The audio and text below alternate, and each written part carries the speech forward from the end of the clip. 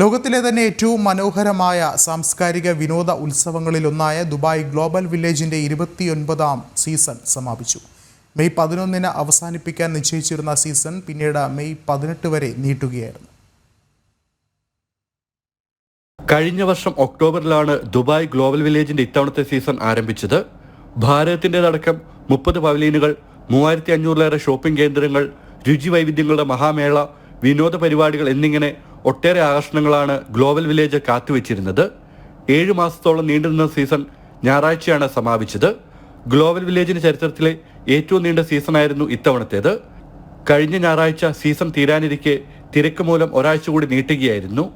Season അവസാനത്തോടടുത്തപ്പോൾ 12 വയസ്സ് വരെയുള്ള കുട്ടികൾക്ക് സൗജന്യ പ്രവേശനം പ്രഖ്യാപിച്ചിരുന്നു.